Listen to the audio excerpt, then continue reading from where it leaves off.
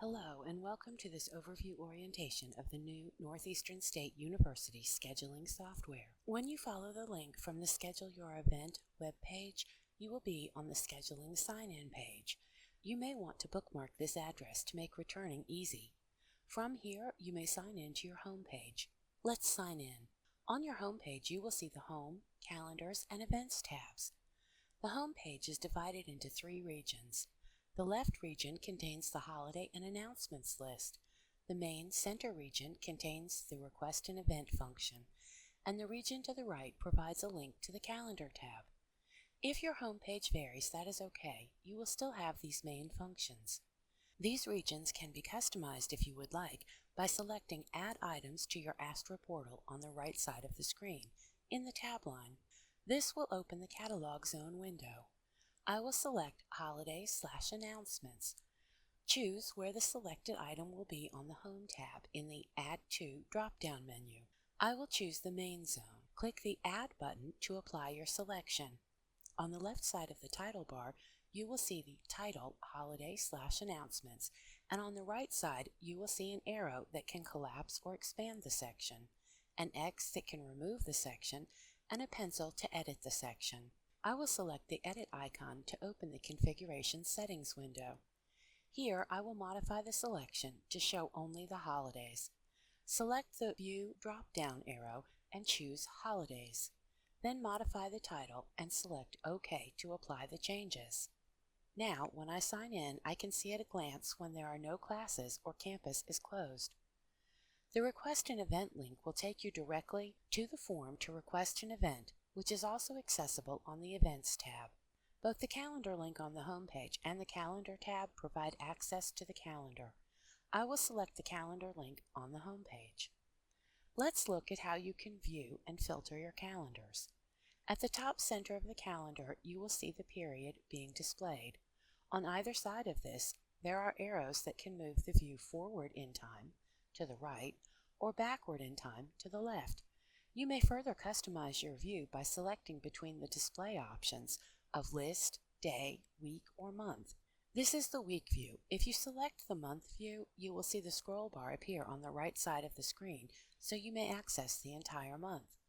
The Day and List view both appear in list format. The calendar search is easy to use, but you need to know the trick of closing it. When you click on Calendar Search, it will open a filter selection box. Let's do a simple search for FLSA meetings. Type FLSA in the keyword search and click on Search. Now, the calendar will only show scheduled FLSA meetings. Let's select the Month view to display all the FLSA meetings this month. This is the important part. You will not be able to view other events until you clear the keyword out of the search filter. To demonstrate, let us select Athletics from the Calendar filter. If you see an empty calendar like this, chances are good that the search feature is still on. Click on the Calendar search button, click and drag to select FLSA, and hit the Delete key on your keyboard. Now select the Choose Calendar drop-down arrow and select All Events, or any of the other options here, and you will be back in the full calendar. If you hover your mouse over any of the scheduled events or meetings in the calendar, the Event Details window will display, so you may learn more about that particular event. Click on the listing to move your mouse into the window. Notice that there is a Request Event button on the right of the bar that will allow you to jump right into the event request form from the calendar. The envelope icon to the far right allows you to subscribe to notifications and changes for the various calendars. When you are planning an event, it is recommended that you check the calendar first so you do not have a scheduling conflict that may limit your attendance. Now let's look at the Events tab. There are currently two options, Event Request and Notifications. You will need to select Notifications and set your preferences before you schedule any events. This will send you notice of events you schedule. Click on Notifications, select the plus My Preferences button, then select the Edit button on the right side of the screen. Select the Add Schedule button. The Job Schedule window will open, and you may set the criteria for your notifications list. The time frequency set to once will let you choose a specific time to update the list. Set to Every lets you set how often, for example, every hour. The Day pattern lets you choose which days the time frequency will implement on, and the date range dictates start and end dates. I will set the time frequency to every 4 hours, starting at 8 a.m. and ending at 5 p.m. The day pattern will be daily and every weekday. The date range will start today and have no end date. When you are finished, click OK at the bottom of the window. You will return to the Notification Preferences page and you will click Save on the right side of the screen. Now click the arrow button that points to the left that is located above the Notification Preferences bar. You need to set your notification preferences before you begin scheduling events. Now let's select Event Request. The Event Request wizard window will open. Click the drop-down arrow in the Event Request form field. When you want to schedule an event, you will need to fill out one of these forms. Students will generally use one of the Broken Arrow, Muskogee, or Tahlequah forms, and faculty and staff will generally use the Internal Meeting Room Request. These forms are substantially similar. They differ in location and approval processes, so we will only demonstrate one in this video.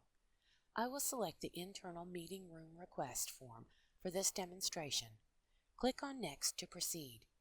You will need to fill in all the fields in all forms. Start typing your last name in the Contact Name field and select your name when it appears on the list. Your name will be added to the list after you sign into the new scheduling system the first time.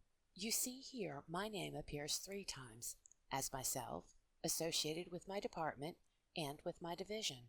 To get associated to your department and organizations in this list, add a note in the note box when you schedule. Fill in the rest of the fields as appropriate. In the Meetings Type field, click the drop-down arrow to select the type of event closest to your needs. Fill in the description box with additional information you want attendees to know. Students, when using the campus-specific forms, this information will help auxiliary services meet your needs. You may not know how many attendees you will have, but it is important to have a space large enough for everyone, so make sure to enter the maximum number attending in the Max Attendance field. You may type directly into this field or use the arrows to enter your number. After you have filled in all fields in these sections, you are ready to move to the Meeting Reoccurrence section. Scroll down and you will see an area on the left that shows 2 calendar months. There are 3 tabs in this section. Single meetings will be the most used function and the one we will demonstrate today. Reoccurring will be used to schedule meetings that repeat over time, and spanning will only be used for large multi-day events that require the room to be reserved for more than 24 hours. With the Single Meetings tab selected, you will select the start and end times for your meeting. I'll use the drop-down menu to select the time from the list and select 11 a.m. to start and 12 p.m. to end.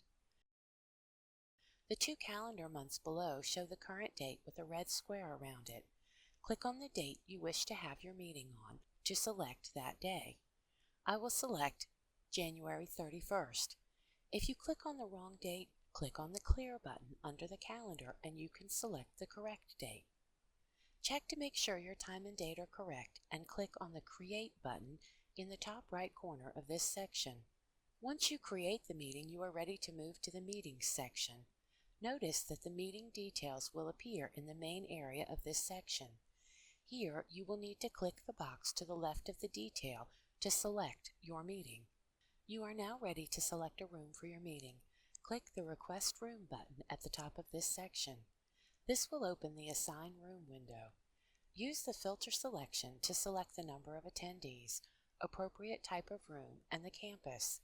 The rooms are listed on the right side of the window. Scroll through to find the desired venue.